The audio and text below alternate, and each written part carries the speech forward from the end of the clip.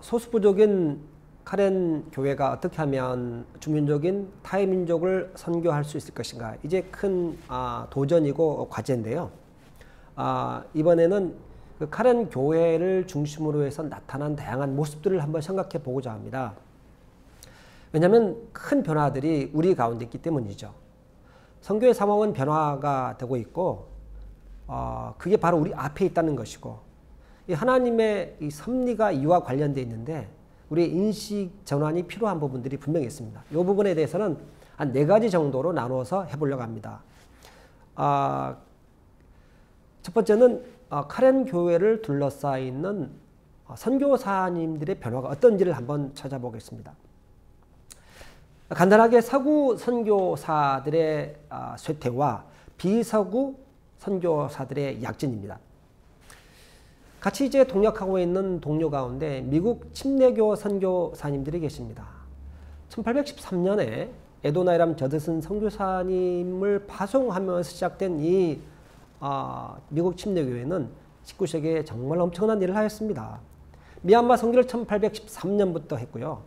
카렌도 1828년부터 시작을 했습니다. 이들이 헌신과 사역으로 말미암아서 이 소승 불교권에서 가장 건강하고 큰 교단이 형성이 됐는데 그게 바로 버마 침례 교단입니다. 1854년도에는 이 바센이라는 지방의 그 카렌 교회가 자립을 선포를 하였습니다. 굉장한 일이었죠. 그리고 태국에는 1951년부터 선교사님들이 오기 시작했습니다. 의료, 지역개발, 교육, 신학교 등등의 다양한 사역들을 하였습니다. 현재 미국 침례교회는 교인이 130만 정도 되고 선교사는 130유닛 정도밖에 안 됩니다. 이들이 개척했던 미얀마 침례교회나 또 인도 동북부의 나갈랜드 교회보다도 규모가 작습니다. 교인 수가 1980년에 160만이었는데 2017년에는 115만으로 줄어들었습니다. 현재 미국 침례교 선교부의 가장 큰 이슈는 재정입니다. 왜냐하면 이 교회들이 선교를 위한 재정이 급격하게 약화됐기 때문입니다. 이걸 해결하기 위해서 아마 선교사님들은 매년 지역교회를 방문해야 될 상황이 되고 있습니다. 결과적으로 그 전에 도왔던 형제 교단들의 지원이 많이 이제 감소가 됐습니다. 영국 침례교회, 미국 침례교회와 더불어서 19세기에 아주 중요한 선교 역할을 했던 교회이죠. 현대 선교의 아버지인 윌리엄 캐리를 파송했던 교회인데요. 2000년에 14만 명의 교인들이 2019년 20년 지나고 11만 정도로 축소가 됐습니다. 현재 선교사님들은 35개국에 350에서 400명인데 이 숫자는 장기, 단기, 자원봉사자를 다 포함한 숫자입니다. 장기 선교사가 많이 감소하고 있고요. 카렌족 선교사님들이 2016년에 철수를 하였습니다. 스웨덴 침례교회 1848년도에 조직된 오래된 교회입니다. 최대로 많았던 교인이 1934년에 6만 8천 명인데 2006년에 1만 7천 명으로 줄어들었습니다. 현재는 참 유감스럽게도 스웨덴 침례교단이 없어졌습니다. 왜냐하면 2011년에 유나이팅 처치 인 스웨덴이라는 그 교단으로 통합이 되고 말았습니다.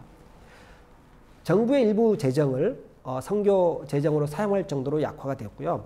2019년에 카렌 선교사들은 철수를 할 수밖에 없었습니다.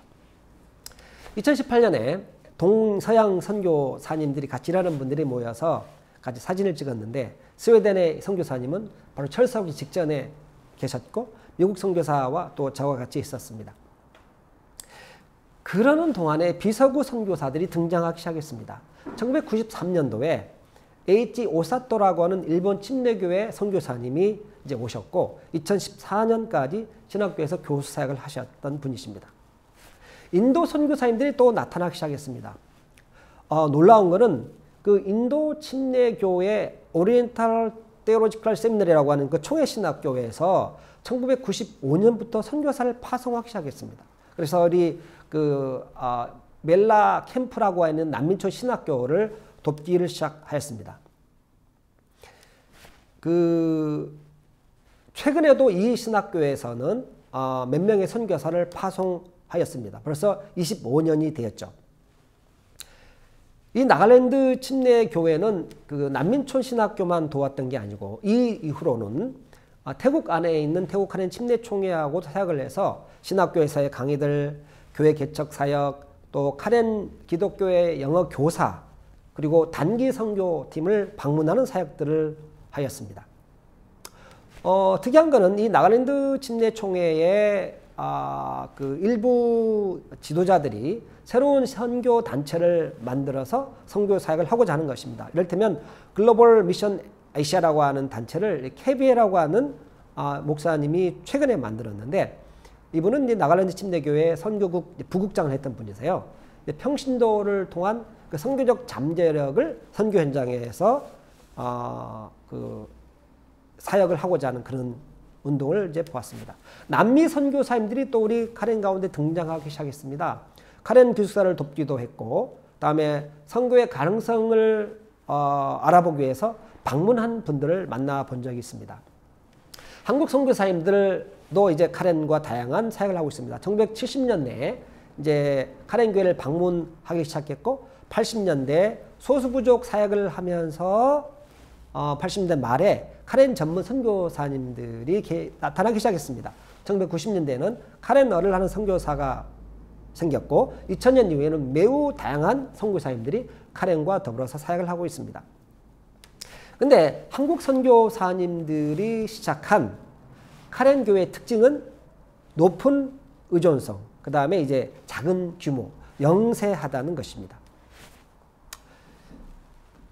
새로운 선교의 한 모습이 있었습니다. 그거는 미얀마에 있는 카렌 교회가 선교사들을 태국에 파송하기 시작했다는 것이죠. 사실 이 카렌 교회가 그 태국의 선교사를 파송한 것은 1880년이니까 120년이 넘었습니다. 정말 오래된 일이었고, 태국에 있는 카렌도 사실은 서양 선교사가 오기 전에 버마에 있는 카렌 선교지였습니다. 근데 이들이 사실은 계속해서 선교사를 보내다가 최근에 우리 그 태국에 있는 카렌 지역에 다시 선교사를 보내기 시작했고, 2018년에는 그 아주 대규모의 단기 선교도 보냈습니다. 그전에도 한 30여 명이 매해마다 왔었는데, 2018년에는 그 지방회가 파송한 선교의 5주년을 기념하기 위해서 약 120명 정도의 선교 단기팀이 와가지고 그 각 지역을 다니면서 했던 것을 보게 됩니다. 굉장히 선교의 모습이 다양하게 됐다는 것이죠. 또 다른 변화는 우리 태국 카렌 침례총회가 이 자비랑 선교사를 한국에 파송하기 시작했다는 것입니다. 태국에 많은 그 노동자들이 한국에 와서 일하고 있는 약 18만 명 정도가 있거든요. 근데 이분들은 그 태국에 있을 때보다 훨씬 복음에 대해서 수용적입니다. 잘 받아들이거든요. 이들을 위한 선교사를 파송하기 시작했는데, 태국에 있는 카렌 교회가 재정적으로 지원하지는 않습니다. 오히려 여기 온 선교사들이 11조와 선교비 등등을 모국 교회로 보내기 때문에 오히려 모국 교회는 도움을 받게 되죠. 근데 그 중에 어쨌든 일부가 태국 교회와 협력하면서 지도자로 활동을 하고 있습니다. 굉장히 이제 다양해진 선교의 모습이죠. 단지 선교지로서의 카렌뿐 아니라 이제는 선교하는 카렌으로의 모습을 보여주고 있다는 것입니다. 이런 카렌 선교에 대해서는 이제 세속학자들이 분석을 하였습니다. 언급을 한 것이지만 19세기 그 카렌 교회가 어떻게 선교했는지, 그 당시 표현, 이분이 한 표현으로 보면은 카렌 컬처 오브 이반젤리즘, 그러니까 이 카렌의 이 단어 선교는 일종의 문화라고 표현을 했습니다. 2018년에 요코 하야미라고 하는 일본 교토대학의 교수가 이 글을 쓰면서 이 세속학자의 관점으로 카렌 선교를 분석하였다는 것이죠. 다음에 라후족을 위한 카렌 선교에 대한 글도 2008년도에 나왔습니다. 이 라후족을 위한 그 중요한 선교가 카렌에서 시도가 됐는데 어떻게 해서 그 라후족 선교 가운데 영향을 미쳤는가에 대한 글을 썼습니다. 이거 굉장히 흥미로운 일이죠. 세속 학자들이지만 카렌족의 선교 사역을 연구한다는 것이죠. 참 우리 같은 전문 선교사가 해야 될 일들인데 우리는 어쩌면 하지 않고 우리는 어떻게 하면 이 그 카렌을 선교지로만 이해하고 보는데 학자들은 선교하는 카렌에 대해서 연구했다는 것이 굉장히 우리들에겐 도전이라고 볼 수가 있습니다. 네, 새로운 시대가 다가왔다는 것이죠. 그야말로 선교는 모든 곳에서 모든 곳으로의 선교라는 것입니다. 서구 선교 세력들은 빠른 속도로 약화가 됐고 그 사이에 비서구 교회는 많은 선교적 그 영향력이 증대되고 그 중에 이제 카렌으로도 들어오기 시작했다는 것입니다. 동시에 카렌은 선교지이지만 선교를 하고 있는 교회들인 것입니다. 역사적으로 보면 이미 19세기부터 그런 일들이 벌어졌고 지금도 되어지고 있습니다. 태국 카렌은 선교지로만 인식하고 있었는데 이제 그들도 태국 선교를 위해서 한국의 자비랑 선교사를 파송하고 있습니다. 이들의 선교의 형태는 저희들과 같은 전통적인 선교사의 모습은 아닙니다. 재정을 후원하거나 또 구조적으로 그들을 위한 특별한 관리가 잘 되는 건 아니지만 그러나 그 안에 타이 민족을 선교하겠다고 하는 그 부르심을 갖고 그들의 방법대로 사역을 하고 있습니다. 그리고 일부 지역에서는 좋은 결과를 보이고 있습니다. 선교지임에서도 선교 세력으로 등장한 카렌교회, 서구 선교의 약화와 비서구 선교의 강화가 우리 카렌 공동체에서 벌어지고 있는 모습입니다. 정말 새로운 선교적 상황이 되고 있음을 알 수 있는 그림입니다.